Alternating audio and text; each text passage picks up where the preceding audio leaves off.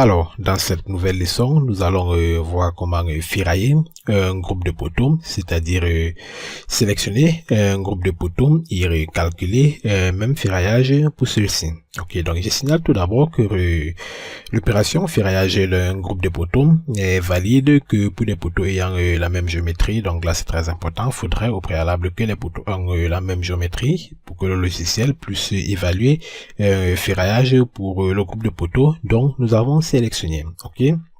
Donc, pourquoi est-ce que l'on voudrait calculer même ferraillage? Pourquoi est-ce que l'on voudrait ferrailler un groupe de poteaux? Ok, tout simplement pour obtenir une régularité, une uniformité, une régularité au niveau de l'exécution, surtout pour les groupes de poteaux qui reçoivent, surtout pour les poteaux qui reçoivent une même grandeur de charge. Ok, nous voudrons les ferrailler de la même manière, tout simplement pour faciliter l'exécution et obtenir une régularité. Ok, également au niveau des plans d'exécution. Ok, uniformiser tout cela. Donc, vous conviendrez donc avec moi que pour effectuer cette opération de ferraillage d'un groupe de poteaux, nous devons au préalable connaître le groupe de poteaux en question qui reçoivent une même grandeur de charge.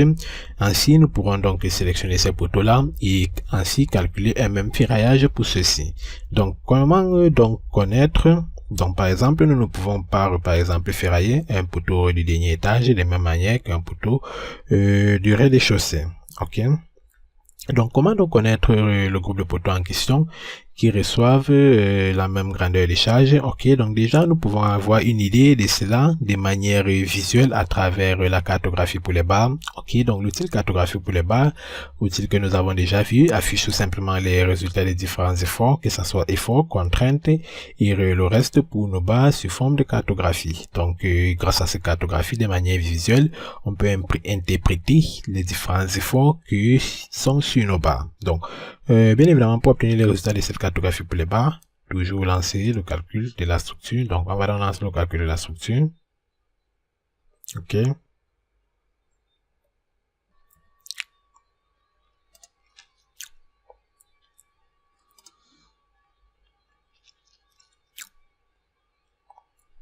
Voilà.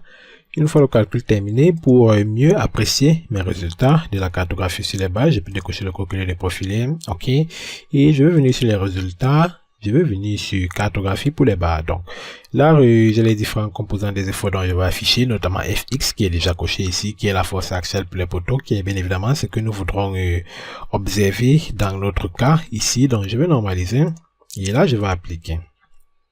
Là, je constate directement que le logiciel affiche déjà, le logiciel nous donne déjà un visuel des différentes grandeurs des barres. Ok, le logiciel nous donne déjà un visuel des différentes cartographies pour nos différents barres. Ok, mais bien évidemment, comment connaître l'interprétation de ces visuels, c'est-à-dire comment connaître à quoi les différentes couleurs correspondent. On va tout simplement venir là sur les échelles. Ok, et bien évidemment, nous allons bien voir sur les échelles ici que par défaut, nous avons une échelle simplifiée à 3 couleurs et nous avons les intervalles. Donc, il veut tout simplement dire pour les barres qui reçoivent une effort axial supérieur à 142 kN sont en rouge.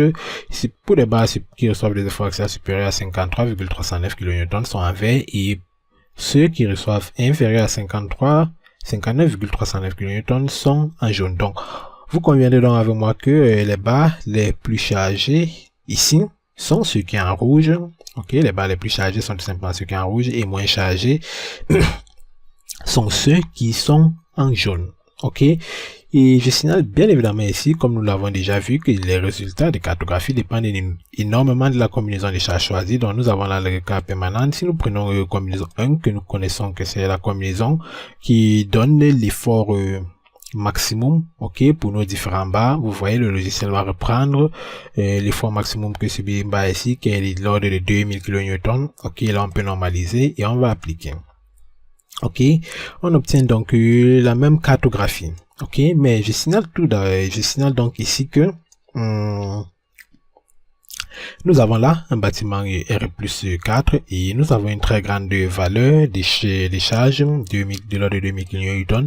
Donc cet affichage sous forme de cartographie à palette simplifiée 3 couleurs n'est pas assez qualitative pour comment dire, pour obtenir beaucoup d'autres variations de cartographie en forme de couleur. Donc je vais plutôt changer la palette de couleurs dont je vais sélectionner. Je vais prendre disons standard, donc par défaut c'est à 13 couleurs. Bon là quand c'est à 13 c'est encore trop beaucoup.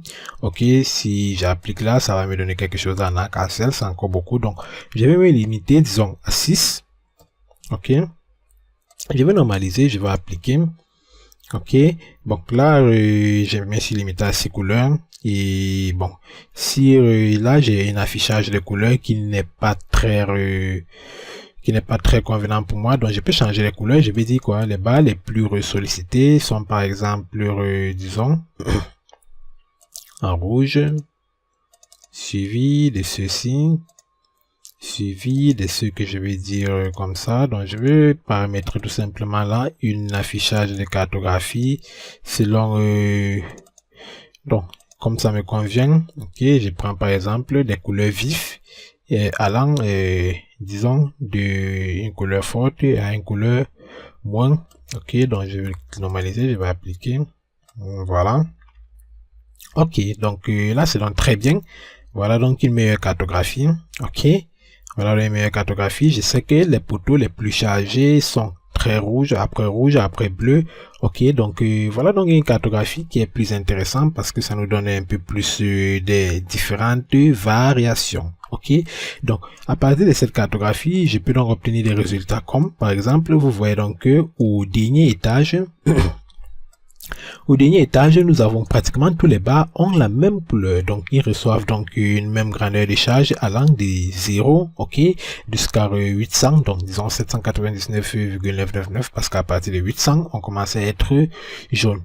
Donc, nous avons une même grandeur de charge de 0 jusqu'à là. Et là, c'est très bien pour le dernier étage parce que nous pouvons donc se dire que, bon, pour tous les bas, pour tous les poteaux de notre dernier étage, bon, voilà, nous allons tous les sélectionner et évaluer un ferraillage par groupe, c'est-à-dire évaluer un même ferraillage pour cela. Ok, et au niveau des rez-de-chaussée, on peut faire des options, on peut faire des variations comme tous ces poteaux centraux. Vous voyez tous ces poteaux centraux de cette ligne qui part disons de cette fil jusqu'à cette fil là. Ok, vous voyez ils sont pratiquement bleus, donc très chargés. On peut également évaluer un même ferraillage pour ceci, réduire un petit peu, on peut réduire le ferraillage lorsqu'on passe vers les poteaux d'angle, les poteaux de rive qui sont là, ok, puisqu'ils sont un petit peu moins chargés, ok.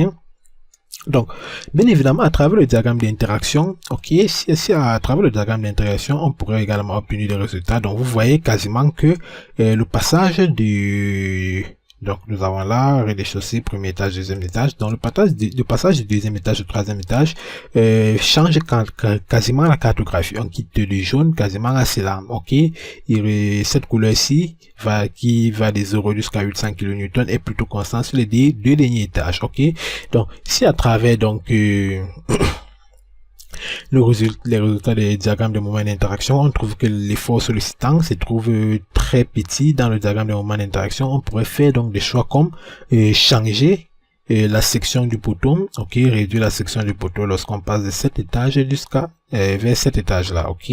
Donc voilà déjà quelques choix économiques et pour optimiser notre section et pour avoir des résultats économiques. Donc mes résultats de cartographie donc sélectionnés. Donc comme j'ai dit, je vais l'illustrer comme un exemple avec tous les poteaux du dernier étage. Donc je vais les sélectionner et calculer même ferraillage pour ceci. Donc je vais donc revenir sur le cartographie. Je peux donc afficher cela. Ok.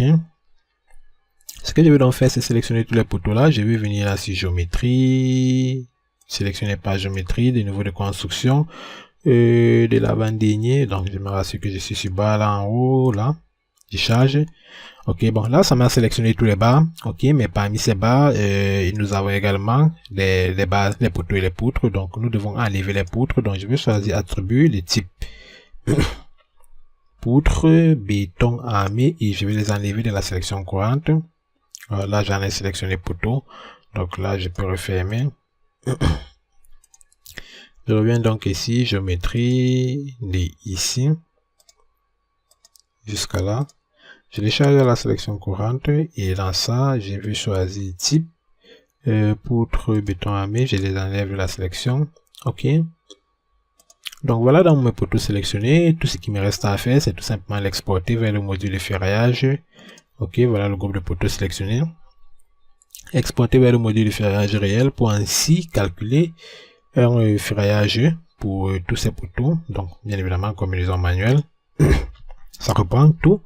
Les combinaisons manuelles définies dans notre modèle et sélectionne tout simplement la combinaison qui reproduit l'effort axial, l'effort ultime pour dimensionner mon poteau. Bien évidemment, ça charge là. Ok, donc j'ai donc là les résultats, comme vous pouvez le voir là. Ok, et ici donc nous avons nouveau 14 mètres 40 et nous voyons que le logiciel a regroupé cela. Donc je peux revenir sur structure, je réexporte encore. Voilà, ok.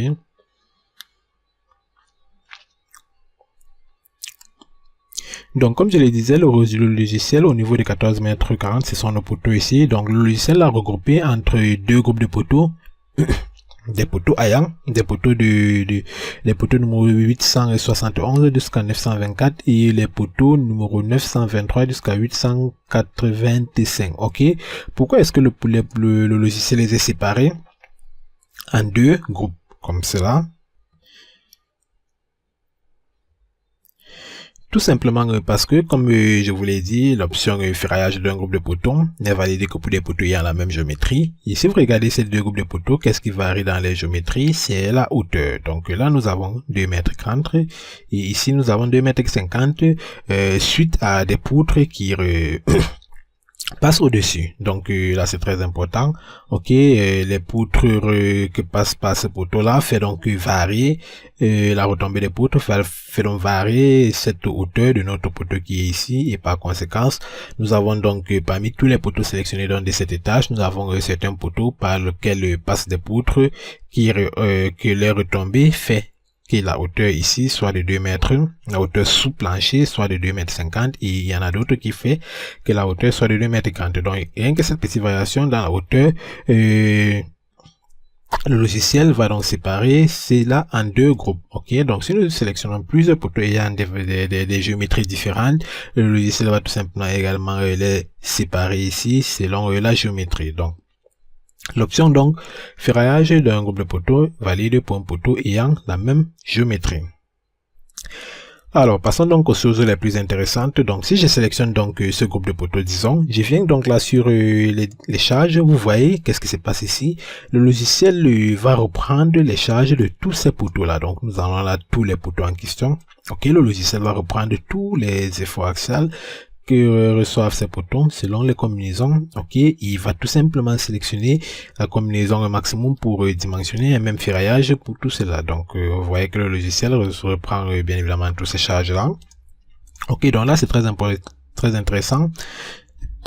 Sélectionnons donc ce groupe de poteaux. Ok, donc bien évidemment comme la géométrie varie, on serait obligé de recalculer ce groupe et ce groupe à part. Ok, il serait donc très important de bien évidemment positionner, avoir une meilleure identification des serres poteaux sur nos plans d'exécution, ainsi que sur que ce soit les plans de coffrage. Ok, donc sélectionnons dans ce groupe de poteaux pour travailler avec. Donc ce que je vais donc faire ici, c'est bien évidemment définir les paramètres de calcul et le reste, les armatures type, paramètres de l'étage. Ok, au niveau des options de calcul, compression simple, bien évidemment. Ok, et je vais choisir fixe. Ok, je vais fixer l'enrobage à 3 cm. Au niveau du béton, je vais choisir le diamètre maximum de canal, disons 15. Donc, disons, j'avais enregistré une configuration ici. Ok, vous voyez, ça reprend tout simplement la configuration que nous avons enregistrée dans les cours précédentes. Je vais dire ok. Donc là, c'est très bien. Au niveau ici, le nombre de barres dans les faisceaux, je peux dire 1. Transversal, en matière de construction. Donc là, nous avons les poteaux des derniers étages. Donc, liaison avec poteau supérieur et inactif. Forme, je vais dire OK. D'accord. Et ici, qu'est-ce qu'il y en a paramétré? La géométrie du poteau. Donc la géométrie du poteau, ça reprend tout simplement la géométrie issue de notre modélisation. Le modèle de flambement, nous avons un poteau d'étage, donc c'est ce modèle de flambement. Ok, sinon la norme Bael. Voilà. Appliquer. Fermer. Ok. Et définir les charges. Voilà, ça reprend tout simplement mes charges. Je peux dire avant 90 jours. Ok, je vais fermer et ici les plans d'exécution. Donc voilà donc les paramétrages effectués. Ok, je peux lancer le calculer. Voilà le calcul donc effectué. Je peux donc venir sur les poteaux résultats. Ok, et voilà donc les résultats pour mes poteaux. Le ferraillage est plutôt bon. Ok, je peux venir là sur poteau ferraillage et je constate que le poteau serait ferraillé avec 6 barres de diamètre 12. Ok, donc là c'est très bien. Donc tous ces poteaux donc de ce groupe-ci seraient donc ferraillés ainsi. Voilà donc comment nous pouvons donc calculer un même ferraillage pour un groupe de poteaux. Ok, vous voyez que au niveau de notre node de calcul, bien évidemment la partie qui serait la plus longue, ce serait la partie chargement, puisque le logiciel va reprendre tous les charges, c'est-à-dire ça va effectuer, bien évidemment, ça doit définir tous les charges de toutes les combinaisons pour tous les poteaux sélectionnés. Ok, donc pour éviter bien évidemment la paperasse, avoir une note de calcul qui est très longue comme ça au niveau des chargements, au niveau des résultats, note de calcul, on peut décider de décocher la partie chargement. Ok, et notre note de calcul final que nous allons par exemple remettre au bureau d'études ne serait pas assez longue. Ok, ou nous allons tout simplement indiquer le groupe de poteaux que nous sommes en train de ferrailler et ainsi que le nombre. Donc voilà donc très important. On peut donc obtenir les plans d'exécution ici. Ok, donc voilà donc un plan d'exécution poteau 30 x 40 ferraillé de 6H à 12. Ok, les armatures principales, armature transversale, les ronds glissés, les diamètres 6. Ok, donc je peux donc revenir donc ici sur les armatures. D'accord. Et qu'est-ce que nous pouvons encore observer ici au niveau des poteaux résultats, notamment nous voyons que la sollicitation est bien à l'intérieur du diagramme d'interaction. Ok, donc on peut effectuer par exemple une simulation ici, par exemple pour voir ce qui peut se passer, par exemple si on changeait la section, on essayait de réduire la section du poteau, ok, pour avoir quelque chose d'un peu plus économique. Donc disons on souhaite simuler notre poteau par 30. Ok, on va pour obtenir les résultats, pour voir si nous pouvons faire le choix de réduire la section du poteau. Ok, vous voyez donc là, lorsque nous passons à 30 x 30, et le point, la sollicitation lui reste encore bien à l'intérieur du diagramme d'interaction. Ok, il reste encore bien à l'intérieur du diagramme d'interaction. Au niveau du ferraillage, nous avons également 6H à 12. Donc voilà donc un choix plus économique. Ok, voilà donc un choix plus économique, une section de 30 x 30. Ok, donc voilà donc comment à travers ces diagrammes d'interaction on peut donc voir si nous pouvons donc varier nous pouvons donc varier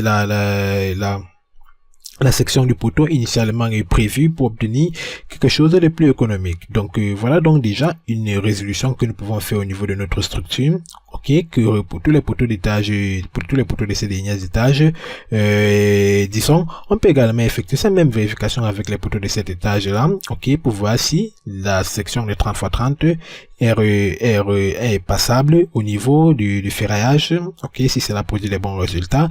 Et lors de l'exécution, on peut faire un choix économique, ok, comme le passage de ce niveau vers les deux derniers niveaux. On peut réduire la section, par exemple, au lieu de 30 x 40, on peut passer à de 30 x 30, ok. Bien évidemment, ces choix seront faits avec consultation de l'architecte, parce que c'est bien évidemment, ce sont des modifications qui jouent également sur l'architecture de la structure.